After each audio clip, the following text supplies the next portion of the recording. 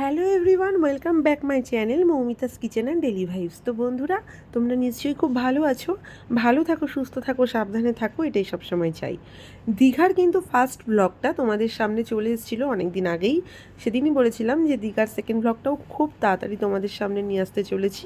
তো দীঘার second blog কিন্তু আজকে আপলোড হয়ে গেছে, ভিডিওটা তোমরা দেখে নিও। আর Moumita's kitchen and daily vibes আমার নিউ ইউটিউব চ্যানেলে গিয়ে একটা ছোট্ট সাবস্ক্রাইব করে দিও। তো চলো বন্ধুরা, ভিডিওটা স্কিপ না করে দেখতে থাকি। আমরা দীঘার সেকেন্ড ডেটা কীভাবে সারাদিন কাটালাম, কীভাবে এনজয় করলাম, সবটাই কিন্তু তোমাদের সাথে শেয়ার করলাম।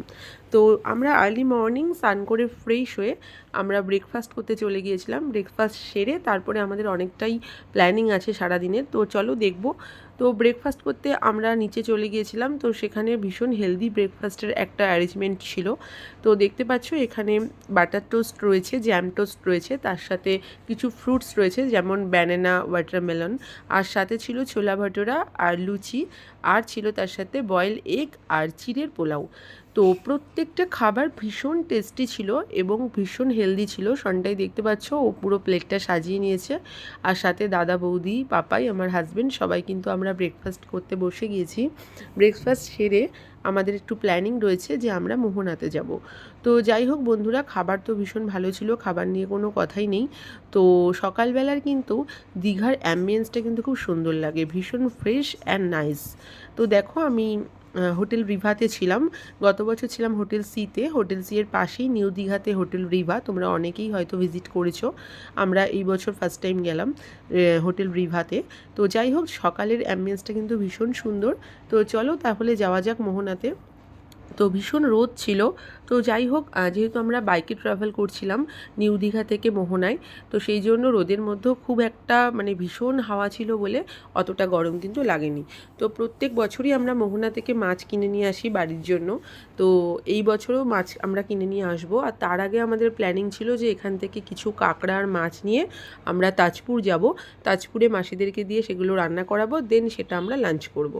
তো যাই হোক, দেখতে পাচ্ছ এখানে ইলিশ, গলদা চিংড়ি, সাথে পমফ্লেট, আরও ভেটকি, লবস্টার সব কিছুই রয়েছে, কাঁকড়াও রয়েছে। তো আমরা এখান থেকে কিছু মাছ প্যাকিং করে নিয়েছিলাম আইস দিয়ে থার্মোকলের বক্সে, যেটা আমরা বাড়ির জন্য নিয়ে আসবো। আর কাঁকড়া নিয়েছিলাম কিছু, সেগুলো আমরা তাজপুরে গিয়ে খাবো। কিন্তু সেই কাঁকড়াগুলো কিন্তু আমরা দেশি কাঁকড়া নিয়েছিলাম বন্ধুরা, কারণ দেশি কাঁকড়াটা ভীষণ টেস্ট হয়। তো যাই হোক বন্ধুরা, দেখতে পাচ্ছ মোহনার অ্যাম্বিয়েন্সটা আমার ভীষণ ভালো লাগে। সকাল সকাল গেলে কি হয়, ওখানে ভীষণ ফ্রেশ ফিশটা পাওয়া যায় ওইখানে, এবং ভালোটা অনেকক্ষণ হয়ে গেলে সেটা একটু অন্যরকম হয়ে যায়। দেখতে পাচ্ছ এইগুলো একটু মাটি মাখানো ছিল, এগুলো দেশি কাঁকড়া, এগুলো ফ্রেশ করে ধুয়ে দেন রান্না করতে হবে। এদিকে আমাদের মাছের বক্সটাও রেডি। তো চলো আমরা এবার তাজপুর চলে যাই। তাজপুরে গিয়ে একটু রিল্যাক্স করব আমরা ঠিক করেছিলাম। তো দেখতে পাচ্ছ এখানে সনটাই একটু দোলনা চড়ছে, একটু রিল্যাক্স করছে, কারণ আমরা মোহনা থেকে আবার ওখান থেকে তাজপুর এসেছিলাম, তো অনেকক্ষণ বেরিয়েছি। তো বুঝতেই পারছো যে টায়ার্ড হয়ে গেছে শরীরটা। দেন তারপর আমরা একটুখানি ডাব খেয়ে নিলাম। তাজপুরে গিয়ে ডাব খাবো না এটা কিন্তু হয় না বন্ধুরা, আর আমি কিন্তু ডাব খেতে ভীষণ ভালোবাসি। তো এখানে বৌদিও খাচ্ছে, দাদা, বৌদি, সনটাই, আমার হাজব্যান্ড সবাই খাচ্ছি। ডাবের শ্বাসটাও খুব সুন্দর ছিল। আর এদিকে দেখতে পাচ্ছ আমার হাজব্যান্ড একটা মোরগ ধরে নিয়ে এসছে, যে যার তালে থাকে বুঝতেই পারছো, দুপুরে লাঞ্চ করতে হবে জমিয়ে কষিয়ে, তাই জন্য মোরগটা নিয়ে এসে আমার কাছে দেখাচ্ছে। তারপর ওয়েট করে যাই হোক এগুলো রান্না হবে। আর এখানে তো দেখতে পাচ্ছ এই দাদু আমাদের যে কাঁকড়াগুলো নিয়ে এসেছিলাম আমরা মোহনা থেকে, এগুলো ফ্রেশ করে ধুয়ে রান্না হবে। এখানে মাসি রান্না বসেও দিয়েছে, কাঁকড়া ফ্রাই হচ্ছে এখন, এরপর কষা হবে এটা। আর সাথে মুগের ডাল, আর এখানে ভাত হচ্ছে, আলু ভাজা সবই হচ্ছে। আর সাথে মোরগের কিন্তু হালকা হালকা ঝোল, দেশি মোরগের, ভীষণ সুন্দর। যাই হোক চলো এদিকে রান্না হোক, আমরা ততক্ষণ একটু ফটোশ্যুট করে আসি। এই জায়গাটা কিন্তু তাজপুরের আমার ভীষণ প্রিয়। গত বছর গিয়েও আমি এখানে রিলস ফটোশ্যুট করেছিলাম, এই বছরে করেছি, তোমরা দেখেছো নিশ্চয়ই। তো এখানে আমি জাস্ট 1 ঘন্টা মতো বসেই ছিলাম এই গাছের ডালটাতে, আমার এত ভালো লাগছিল, জাস্ট এখানের ভাইবসটা অন্যরকম। তারপর তো এই দাদাদের সাথে দেখা হলো, ওনারা চাকদা থেকেই গেছেন। তো এখানে মিউজিক চলছিল, হাতে কাঁকড়া আর সাথে এরকম নাচ, কার না ভালো লাগে বলো, কারণ সবাই তো একটু উইকেন্ডে এনজয় করতেই যায়। তো যাই হোক, দাদা ভীষণ মুডে রয়েছে, দেখতেই পাচ্ছ, খুব ভালো ডান্স করলো। দেন তারপরে আমাদের কাঁকড়া রেডি, মাসি কাঁকড়া দিয়ে গেল, কাঁকড়া কষা। তো আমি এগুলো সার্ভ করে দিচ্ছিলাম, সবাই খাওয়া দাওয়া করলো। অসাধারণ রান্না হয়েছিল কাঁকড়াটা কি বলবো, মাসি সত্যিই খুব সুন্দর রান্না করে। সবসময় তো নিজের হাতের রান্না বাড়িতে খাওয়াই হয়, কিন্তু কোথাও গেলে একটুখানি অন্য রান্না খেলে কিন্তু ভীষণ ভালো লাগে বন্ধুরা। তো যাই হোক, এরপর লাঞ্চের টাইম হয়ে গেল। এখানে দেখতে পাচ্ছ ডাল, আলু ভাজা, সাথে গন্ধরাজ লেবু, আর কিন্তু দেশি মোরগের টাটকা টাটকা বেশ সুন্দর লাল লাল ঝোল। তো দেখতে পাচ্ছ সনটাই, আর ওখানে সুমন রয়েছে, এদিকে দাদা বৌদি আর পাপাই, আমি সবাই কিন্তু আমরা লাঞ্চ করতে বসে গিয়েছি। আর দেখতে পাচ্ছ এখানে জাস্ট কালারটা একটু তোমাদের বোঝাতে পারছি না হয়তো, কিন্তু সত্যিই খুব সুন্দর কালারটা এসেছিলো। আর দেশি মোরগের এরকম সুন্দর ঝোল, কি বলবো, অসাধারণ ছিল রান্নাটা, মানে আমার তো জাস্ট ওয়াও লেগেছে। তো যাই হোক, এই এক গামলা কাঁকড়া কিন্তু আমাদের শেষ হয়নি, আবার আমরা কাঁকড়া খেয়েছি। তারপরেও এত কাঁকড়া কেনা হয়ে গেছিলো বুঝতেই পারিনি, সবাই টেস্ট করছিল। আর এদিকে দাদা খেতে খেতে নাচ করছে আর এনজয় করছে, বুঝতে পারছো। আমি আবার সেকেন্ড টাইম আরেক প্লেট কাঁকড়া নিয়ে নিলাম, কারণ কাঁকড়াটা সত্যিই খুব ভালো হয়েছিল।